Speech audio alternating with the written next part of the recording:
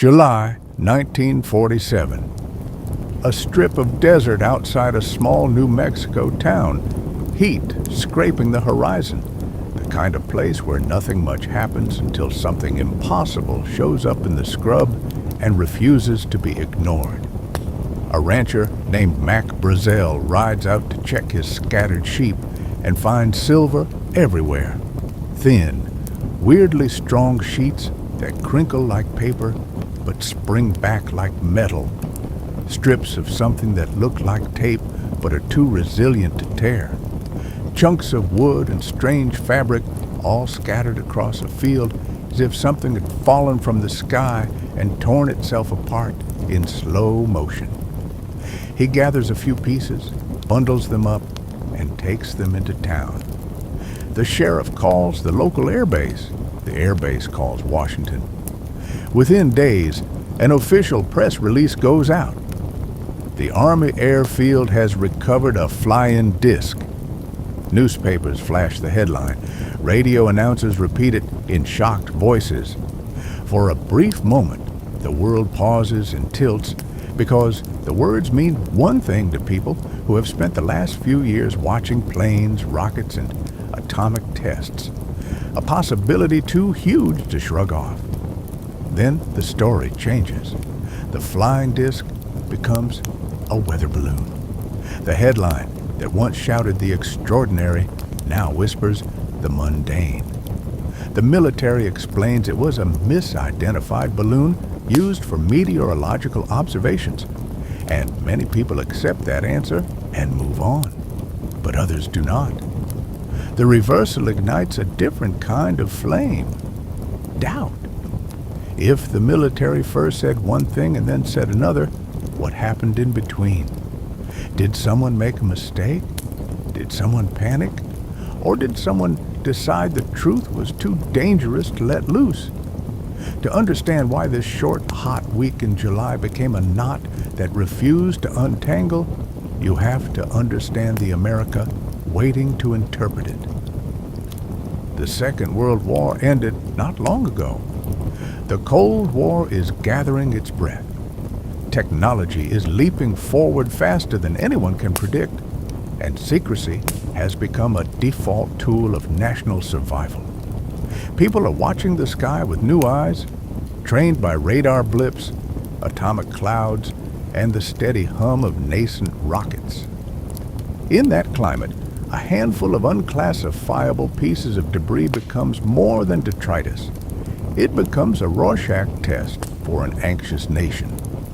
People see in those scraps either a sign of invasion, a piece of advanced human engineering, or a symbol of something beyond our current understanding.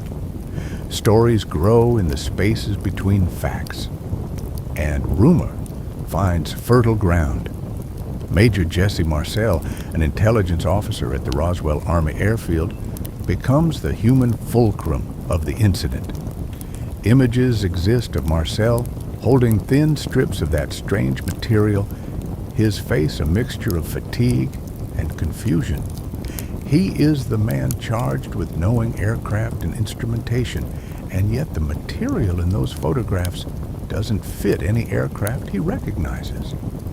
His later interviews, years after the fact, speak of materials that didn't burn, that had a strength and lightness unlike anything he had handled, and of an odd patterning embedded in the scraps that suggested something manufactured in a way he couldn't name. Think about it. An experienced intelligence officer, tasked with assessing wreckage for a living, looks at something and cannot place it. That moment of not knowing is bitter and electrifying. It is where the story splits into possibility. The base's initial press release was short and seismic, language that implied a non-terrestrial object in American hands. The announcement detonated through a media landscape hungry for wonder.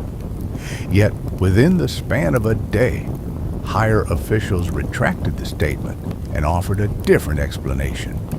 Weather balloon debris. The press printed the retraction. The radio dampened its excitement. But retractions rarely erase what was seen, especially when the first statement was a public dramatic claim.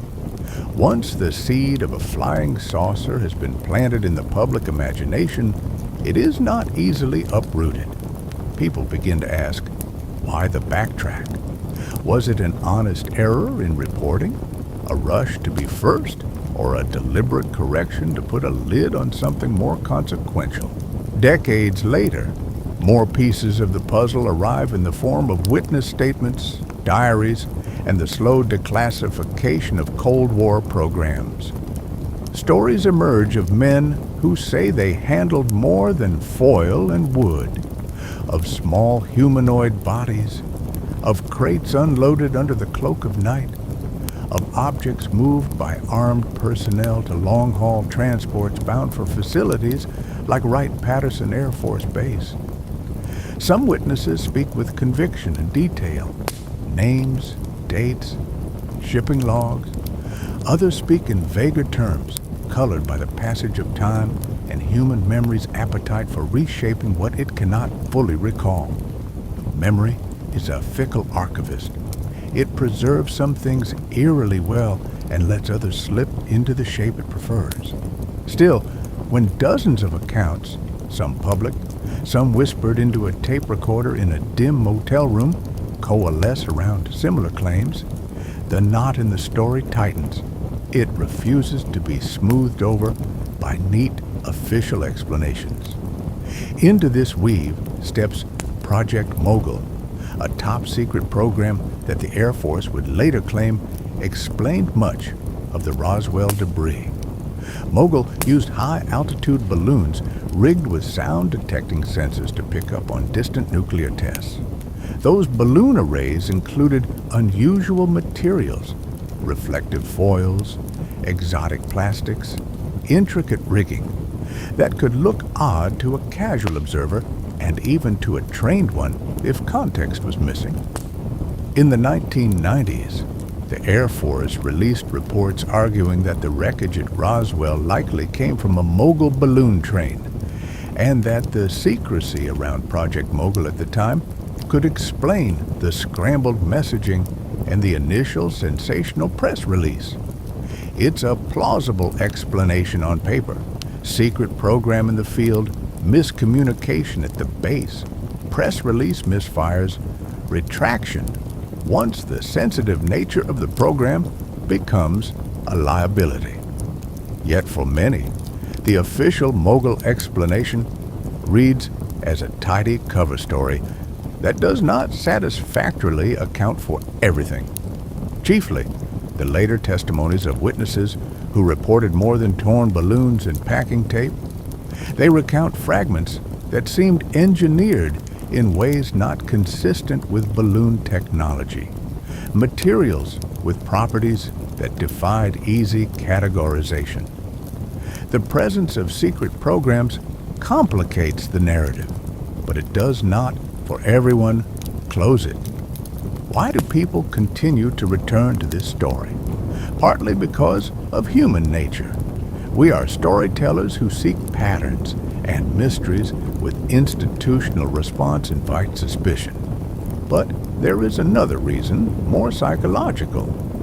Roswell sits at the intersection of faith and authority and the irresistible lure of the unknown. The Cold War taught Americans to revere secrecy for national security. That reverence sometimes mutated into skepticism toward any official narrative, especially one that changes. When a military body first suggests an extraordinary reality and then backpedals to the mundane, the public can't help but suspect misdirection. The story becomes then less about the wreckage and more about the relationship between citizens and the institutions that claim to protect them. There are also cultural currents at play. Roswell did not remain an isolated incident. It metastasized. Books, television shows, movies, and fringe magazines picked at the scab until it formed a category, UFO culture. The town of Roswell itself leaned into the identity, turning the incident into an economy of alien-themed souvenirs, tourism, and festivals. The image of the little gray alien entered popular imagination and settled there with stubborn persistence. The event became mythic, something that could be retold with new flourishes while preserving the emotional core, that there is something beyond, and that officialdom is, at best, evasive and, at worst, complicit in concealment. There are competing narratives that each carry their own emotional weight. One says the simplest thing, it was a balloon. This version has the virtue of parsimony. It is backed by declassified documents and by the historical reality that secret balloon programs did exist in that era. Another narrative suggests an extraordinary truth, that the wreckage came from an extraterrestrial vehicle, and that bodies, or non-human remains, were recovered. A conclusion that forces us to reconsider human uniqueness and prompts questions about what institutions might do in the face of an encounter with the truly unknown. Between these poles stand many other hypotheses: misidentified aircraft, advanced human technology tested in secrecy, elaborate hoaxes, the product of collective delusion. Each hypothesis asks us to weigh evidence against the plausibility of motive. What would be gained by hiding such findings, and who would have the authority and capacity to do so? Part of the reason Roswell endures as a cultural lightning rod is that it encourages us to imagine our worst and best fears about power. If there was a cover-up, it suggests institutional control over narratives that shape public perception. If there was not, the prevalence of the belief itself reveals a society grappling with rapid technological change and the need to locate agency, either in hidden hands within government or in intelligences beyond our planet.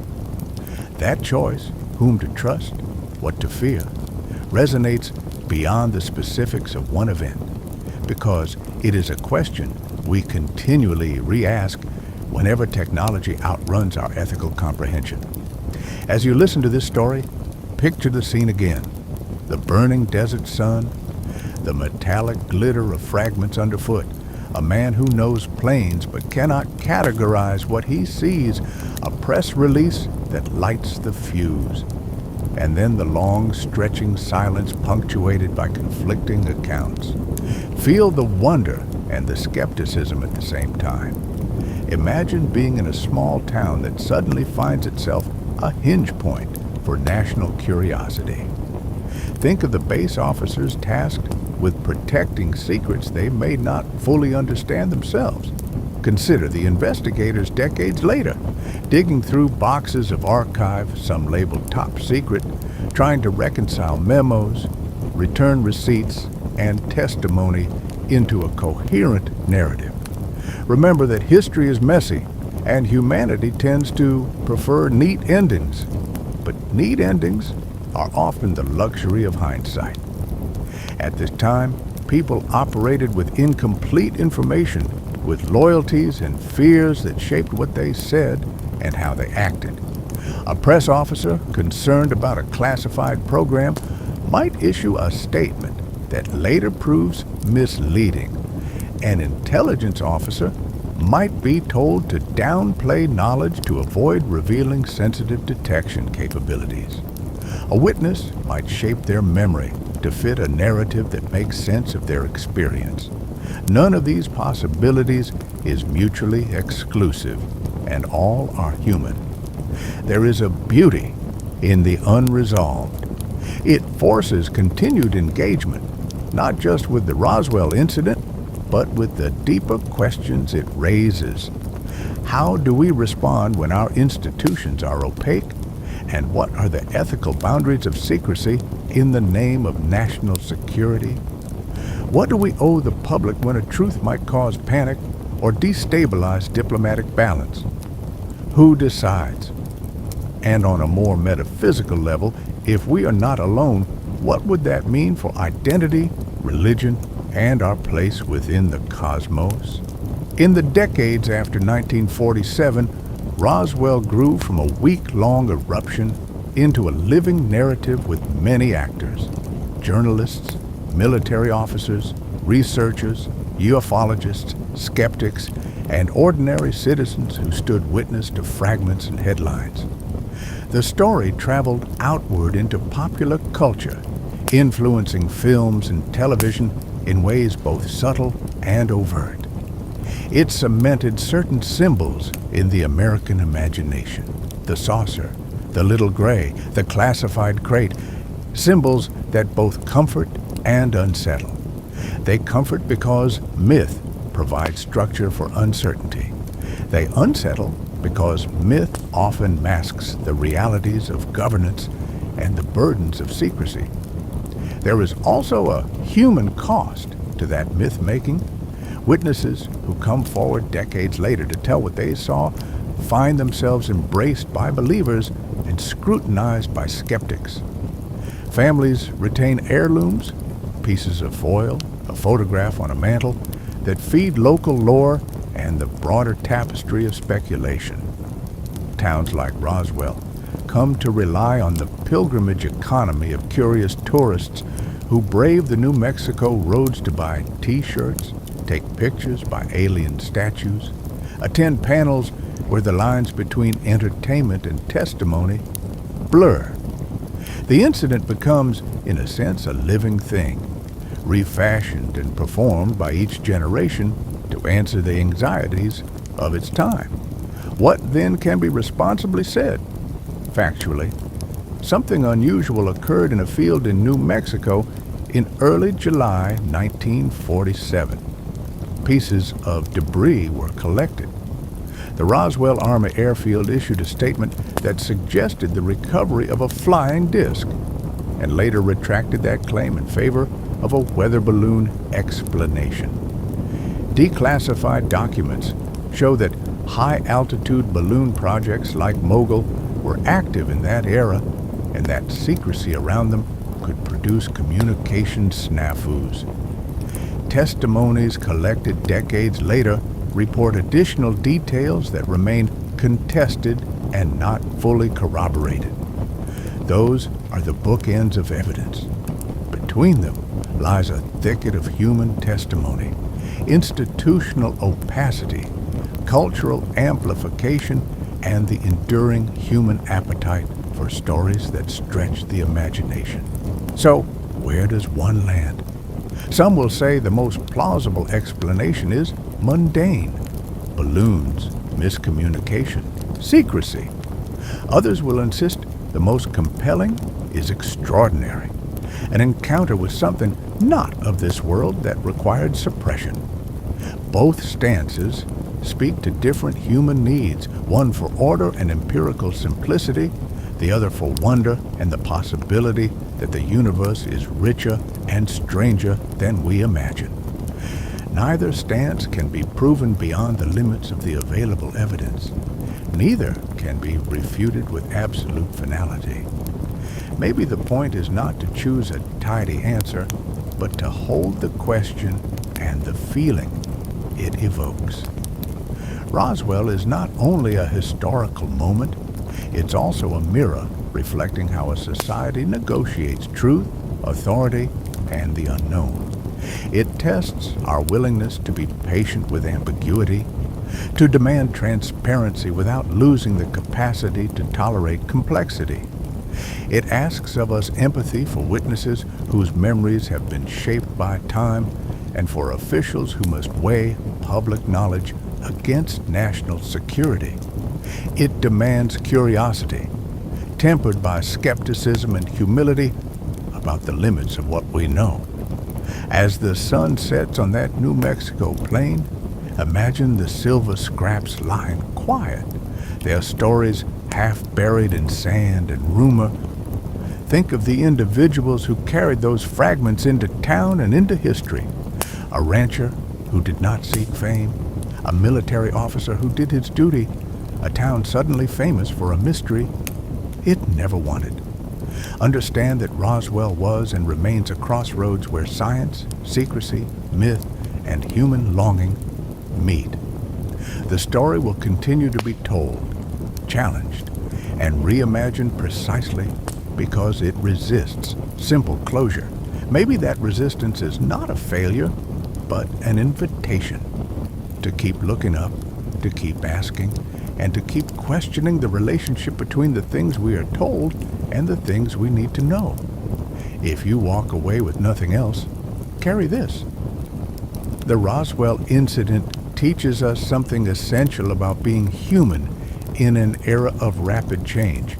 It shows how events, small in scale but strange in appearance, can swell into cultural icons, how institutions handle information when stakes feel high, and how people, anywhere and everywhere, respond to the unknown with a mixture of fear, hope, cynicism, and wonder. That mixture is what keeps the story alive. It guarantees that even as documents are declassified and reports are written, new ears will listen and new eyes will interpret the same dusty fragments in different ways. The truth, perhaps, will not be a single moment of revelation, but an ongoing conversation, one that we are all invited to join as witnesses and as skeptics, as seekers and as caretakers of what it means to live in a world where not everything is known.